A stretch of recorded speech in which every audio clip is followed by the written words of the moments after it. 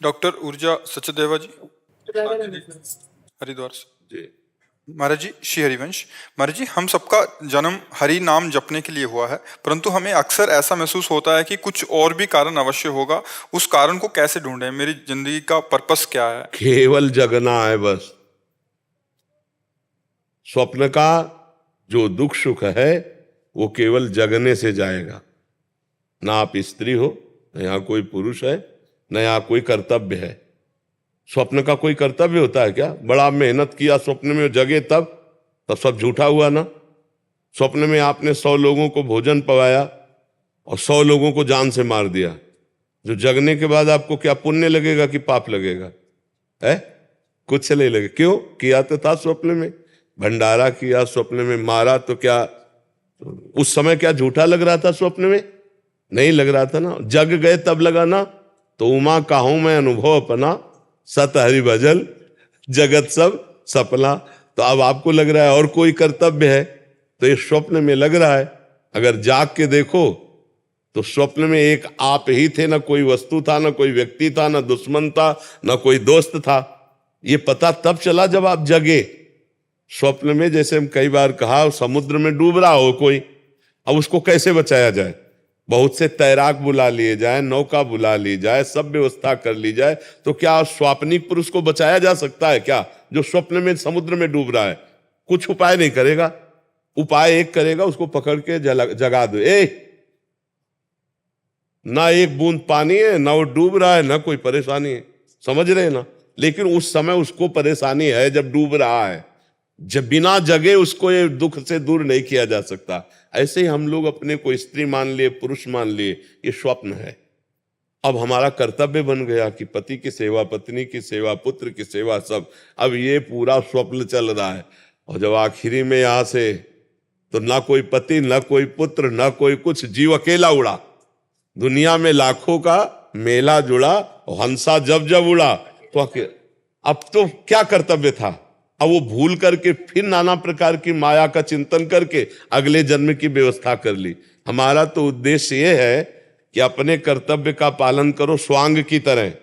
स्वांग में जैसे नहीं, थोड़ी देर के लिए आप किसी की पत्नी बने, या थोड़ी देर के लिए आप मित्र बने, थोड़ी देर के लिए आप जो भी बने, तो बढ़िया स्वांग करते हैं ना, तो डायरेक्टर इनाम देता, पैसा देता है। ऐसे हमें भगवान ने एक स्वांग भेजा है। मान लो हमें गुरु का स्वांग दिया, किसी को शिष्य का स्वांग दिया, किसी को प्रश्नकर्ता का, किसी को उत्तर देने का स्वांग, बहुत से स्वांग है।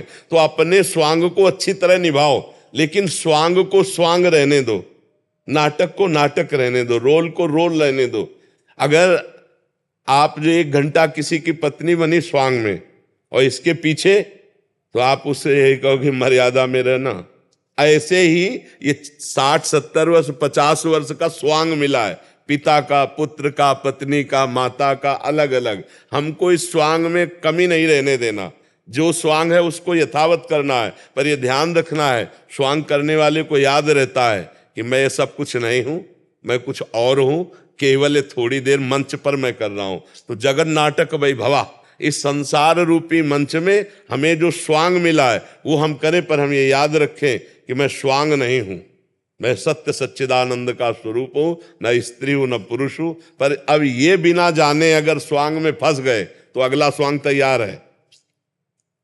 वो चाहे सुअर का मिले, कुत्ता का मिले, गधा का मिले, कौन योनि में जाना पड़े। और अगर जान गए अपने आप को, बढ़िया स्वांग किया, 2 बातें, स्वांग बढ़िया और अपने को याद रखा कि मैं ये नहीं हूं, तो डायरेक्टर जो है परमात्मा, वो इस तुम्हें स्वांग से हटा देगा और अपनी लीला में, दिव्य लीला में सम्मिलित कर लेगा, अपने स्वरूप में समाहित कर लेगा। हमारा जन्म हुआ है अपने को जगाने के लिए, अपने को जानने के लिए, अपने को पाने के लिए। हम पराये में फंसे हैं। ये शरीर अपना नहीं है, ये मन अपना नहीं है, ये इंद्रिया अपना नहीं है, जगत के संबंध अपने नहीं। हमारा पूरा जीवन पराये पे जा रहा है, अपने पे नहीं। हम अपने को पाने के लिए, अपने को जानने के लिए, अपने आनंद के लिए हमारा जन्म हुआ है। अब हम शरीर आनंद को अपना मान रहे हैं, रुपए के आनंद को अपना मान रहे हैं, नाना प्रकार के रिश्ते भोगों के, तो पर में फंस गए ना, प्रकृति में फंस गए ना। मना कष्टान इंद्रियाणी प्रकृति स्थान का। अब इसी से जीतना है। अब मन की देखो तो ये बहुत चाहते हैं, सबसे बड़ी चाहत है कि कोई हमें प्यार करे, सब जीव में, पशु पक्षी में, सबके अंदर, क्योंकि भगवत अंश है ना, तो प्रेम स्वरूप है ना, तो लगता है कोई मुझे प्यार करे। और वो मुझे जो लगता है वो शरीर को लेके है, देखना, शरीर को लेकर है। कोई मेरा ऐसा साथी हो जो आजीवन केवल मुझे प्यार करे और मैं कभी मरूं ना। देखो हमारी जो चाहते हैं, मेरे को कोई प्यार करे, मेरा साथी ऐसा हो जो कभी बिछुड़े ना और मैं कभी मरूं ना। 3 बातों पर ध्यान देना। जो जिस डिपार्टमेंट में जहां है वो सबसे बड़ा बनना चाहता है, यही भगवान का स्वरूप है, क्योंकि सबसे बड़े भगवान है। मरुना अविनाशी भगवान है। प्रेम करे कोई, भगवान प्रेम समुद्र है। तो हम भगवान से ही प्रेम करके, भगवान को ही पा करके, भगवान को ही जान करके तृप्त हो सकते हैं, जगत को नहीं। जगत में यहां अपने को जो लगता है कि सामने वाला प्रेम करता है तो उसके लायक कुछ है, इसलिए प्रेम करता है। और जिस दिन आपसे बढ़कर कोई मिल जाएगा, आपकी तरफ देखेगा नहीं। जिस दिन आपके पास जो देख रहा है वो नहीं होगा, तो उस दिन वो आपसे प्रेम नहीं करेगा। लेकिन सब त्याग दे तो भी भगवान कभी अपने जन का त्याग नहीं करते। प्रेम का निर्वाह तो सिर्फ भगवान करते हैं। जगत में तो रोना पड़ेगा और ठोकरें लगेंगी, या कोई किसी को प्यार नहीं करता। जब तक स्वार्थ की पूर्ति तब तक प्यार नहीं त्याग। क्यों ऐसा लगता है कि हम बाबा जी हैं, हम ही को लगता है? आप सही बताओ, संसार में सबको एक प्रेम की भूख है, वो किससे पूर्ण हो रही है? आप देखो बोला कहीं प्रेम की पूर्ति हो पा रही क्या? अब क्या चाह रहा हूं वो निर्णय तो नहीं कर पा रहा, पर उसको लग रहा है कि नहीं यार, मतलब जो मैं सोच रहा था वो नहीं है, जो मैं चाह रहा था वो तब मिलता है। जैसे केवट भगवान के जब चरण धो रहा है तब वो कह रहा है, बहुत काल में कीन मंजूरी, आज दीन सब विधि भलपूरी। अब कछु नाथ न चाही मोरे, नाथ अब मुझे नहीं चाहिए। जिसके लिए मैं तड़प रहा था वो मिल गया। अति आनंद उमगी अनुरागा, चरण सरोज पखारन। जब भगवान के चरण मिले तब हृदय से निकला, अब कछु नाथ न चाहे मोरे। गोस्वामी जी कह रहे, पायो परम विश्राम, राम समान प्रभु नाही कहूं। आज मैं परम विश्राम प्राप्त कर लिया क्योंकि मुझे राम जी मिल गए।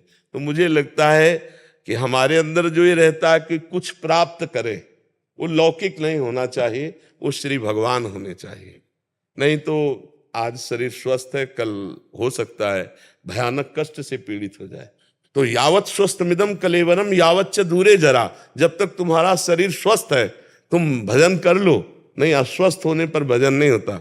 फिर तो चिंतन उन्हीं का कष्ट ही का होता रहता है, यहाँ दर्द, यहाँ परेशानियां। अब अपने लोगों क्या है, बचपन से भगवान की कृपा से लगे रहे तो सारी बातें समझ में आ गई। तो अब ये थोड़ी कि कष्ट है तो चित्त खींच लेगा। जैसे तुम्हारे शरीर में कष्ट हो और मुझे पता हो, ऐसे मेरे शरीर के कष्ट का उतना ही है जितना तुम्हारे शरीर के कष्ट का पता हो, तो लगेगा नहीं बड़ा कष्ट है, बस ऐसे ही लगता है। और हर समय आनंद रहता है। अगर भगवान से न जुड़े होते तो दुर्गति हो जाती। इसलिए हम सबसे प्रार्थना करते हैं, अभी शरीर स्वस्थ है, जितना बने उतना नाम जप कर लो, और इतना तो ज्ञान प्राप्त ही कर लो कि ये शरीर टिकेगा नहीं। बाल्यावस्था नहीं टिकी तो यौवन अवस्था कैसे टिक जाएगी? यौवन अवस्था जो गई तो बुढ़ापा आ गया, भारी दुख वाला, फिर मृत्यु आ गया। इसलिए भजन करके पहले शरीर राग का त्याग कर दो, जीते जी जीवन मुक्त हो जाओ। खूब नाम जप करो, सत्संग सुनो और अपने कर्तव्य का पालन करो, इसी से काम बन जाएगा। भगवान बहुत कृपालु है, बिना भगवान की शरण के शुद्ध ज्ञान नहीं होता। सोई जाने जे देहु जनाई, जानत तुम्हें तुम्हें हो जाए। भगवान से प्यार करो, भगवान का नाम जप करो, उन्हीं की शरण में रहो।